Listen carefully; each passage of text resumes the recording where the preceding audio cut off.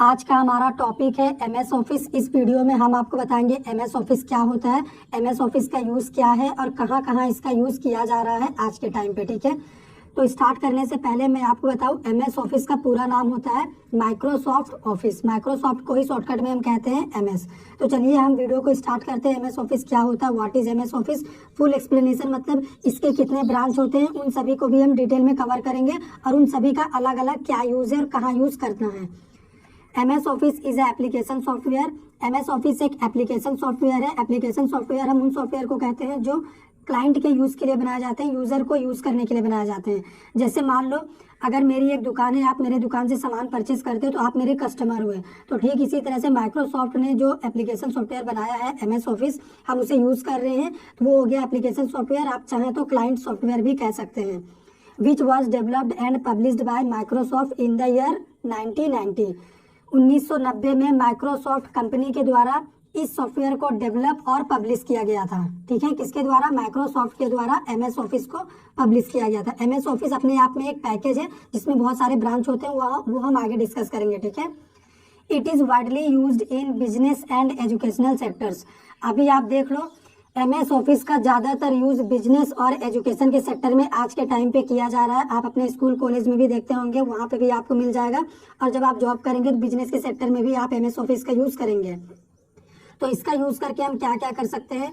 Through which we can create, view and edit documents, spreadsheets, presentation and data entry on database. हम 4 काम को normally करते हैं MS office में। Document बनाना होता है, स्प्रेडशीट में काम करना होता है, प्रेजेंटेशन तैयार करना होता है या फिर डेटाबेस में डेटा एंट्री करनी होती है। तब हम एमएस ऑफिस का यूज़ करते हैं और यही बेसिक काम भी होता है एमएस ऑफिस का। जब एमएस ऑफिस को स्टार्टिंग में लाया गया था, जब इसे डेवलप किया गया था, स्टार्टिंग में लाया गया था तो ऑफिस के काम के लिए लाया गया था, इसीलिए इसका नाम रख दिया एमएस ऑफिस। मतलब माइक्रोसॉफ्ट ने डेवलप किया ऑफिस के काम के लिए, इसीलिए एमएस ऑफिस। तो यहाँ पे आपको याद क्या रखना है, माइक्रोसॉफ्ट कंपनी के जो फाउंडर है उनका नेम है बिल गेट्स, जो आज के टाइम पे बहुत ही अमीर इंसान में से एक है। ठीक है, रिचेस्ट पर्सन पूरे दुनिया के। सीईओ कौन है माइक्रोसॉफ्ट कंपनी के? सत्या नडेला, ये सीईओ का नाम है। ठीक है, चीफ एग्जीक्यूटिव ऑफिसर। उसके बाद अभी एमएस ऑफिस का लेटेस्ट वर्जन क्या है मार्केट में? एमएस ऑफिस 2019 आज का लेटेस्ट वर्जन है। एमएस ऑफिस 2019 आज के टाइम पे हम जो यूज कर रहे हैं वो अभी का लेटेस्ट वर्जन है। तो ये हो गया एमएस ऑफिस, उनके फाउंडर, सीईओ, लेटेस्ट वर्जन और इसका यूज क्या है। अभी चलो हम आपको एमएस ऑफिस का अलग अलग ब्रांच कितना होता है और उन सभी का यूज क्या है, कहाँ कहाँ उनका यूज होता है, उन सभी को भी डिस्कस कर लेते हैं। माइक्रोसॉफ्ट ऑफिस का पहला ब्रांच है एमएस वर्ड, जिसको आप बोलेंगे माइक्रोसॉफ्ट वर्ड। सेकंड हो गया MS Excel, Microsoft Excel, Microsoft PowerPoint, Microsoft Access.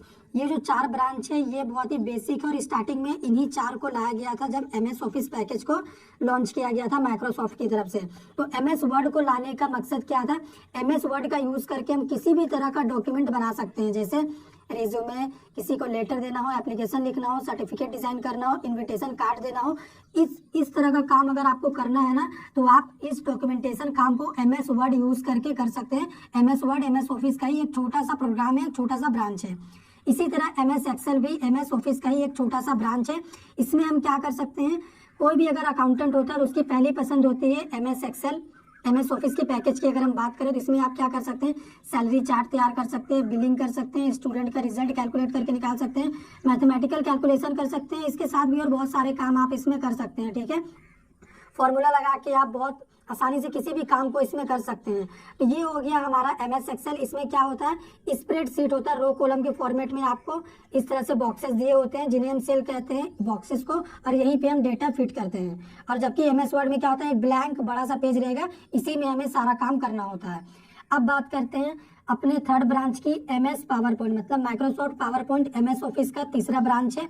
ये क्या करता है, इसका यूज करके हम किसी भी तरह का प्रेजेंटेशन बना सकते हैं। अगर आपको किसी भी टॉपिक के बारे में बढ़िया से समझाना है तब आप क्या कर सकते हैं, उसका प्रेजेंटेशन बना सकते हैं पावर पॉइंट यूज करके। इसमें आप text, image, sound, video, animation, इन सभी का यूज करके अपने पावर पॉइंट को बहुत ज्यादा खूबसूरत बना सकते हैं।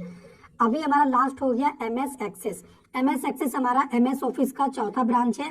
इसका भी एक अलग काम होता है, जिस तरह से इन तीनों का अलग अलग काम हुआ, इसका भी अलग काम होता है। MS एक्सेस मतलब डेटाबेस। अगर आपको डेटाबेस में काम करना है, डेटा एंट्री करना है, तब आप MS एक्सेस यूज करेंगे। आप यहाँ पे डेटाबेस क्रिएट कर पाएंगे, डेटा को एंटर कर पाएंगे। दो तरीके से आप डेटा एंट्री कर सकते हैं, बैकएंड और फ्रंट एंड। अगर आप प्रोग्रामिंग लैंग्वेज की मदद से डेटा एंट्री कर रहे हैं तो वो होगा बैकएंड। अगर आप डायरेक्ट MS एक्सेस का GUI पार्ट एक्सेस करके डेटा एंट्री कर रहे हैं तो वो होगा फ्रंट एंड। तो ये हो गए 4 बेसिक ब्रांच MS ऑफिस के। इसके अलावा भी MS ऑफिस के और बहुत सारे प्रोग्राम्स हैं जो कि बाद में लाए गए हैं, पहले नहीं था। ठीक है, MS one note, MS outlook, MS SharePoint और MS पब्लिशर, इन चारों को बाद में ऐड किया गया, पब्लिक की डिमांड को देखते हुए, अपने क्लाइंट के रिक्वायरमेंट को देखते हुए।